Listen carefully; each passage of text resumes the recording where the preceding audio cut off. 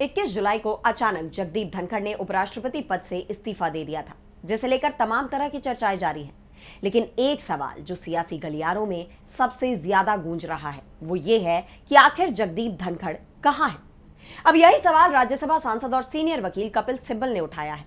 सिब्बल ने सीधे केंद्रीय गृह मंत्री अमित शाह से यह सवाल पूछ लिया है, जिसकी वजह से इस मुद्दे ने एक बार फिर तूल पकड़ लिया है।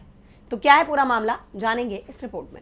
जगदीप धनखड़ के उपराष्ट्रपति पद से अचानक इस्तीफे के बाद से कयासों का बाजार गर्म है। लेकिन एक सवाल जो रह रहकर सियासी गलियारों में उठ रहा है वो ये है कि आखिर जगदीप धनखड़ कहां हैं और क्या वो सुरक्षित हैं। इसी सिलसिले में राज्यसभा सांसद और सीनियर वकील कपिल सिब्बल ने एक्स पर गृह मंत्री अमित शाह से पूछा है कि क्या यह बताया जा सकता है कि आखिर जगदीप धनखड़ कहां हैं। सिब्बल ने लिखा, क्या हमें बताया जा सकता है कि जगदीप धनखड़ कहां हैं? क्या वो सुरक्षित हैं? उनसे संपर्क क्यों नहीं हो पा रहा है? अमित शाह को पता होना चाहिए, वो हमारे उपराष्ट्रपति थे, देश को चिंतित होना चाहिए। कपिल सिब्बल का सवाल और चिंता वाजिब भी है, क्योंकि देश के सबसे अहम संवैधानिक पदों में से एक पर बैठे व्यक्ति का अचानक गायब होना सामान्य नहीं है।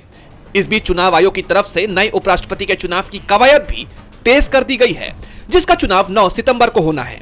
इन सब के बीच जगदीप धनखड़ की चुप्पी और कपिल सिब्बल के सवाल ने इस पूरे मुद्दे को और भी सनसनीखेज बना दिया है। दरअसल जगदीप धनखड़ ने खराब सेहत का हवाला देते हुए अचानक 21 जुलाई को मानसून सत्र के पहले ही दिन इस्तीफा दे दिया था, जिसके बाद से अटकलों का बाजार गर्म हो चला है। अब कपिल सिब्बल के इस सवाल से इस मुद्दे ने एक बार फिर जोर पकड़ा है।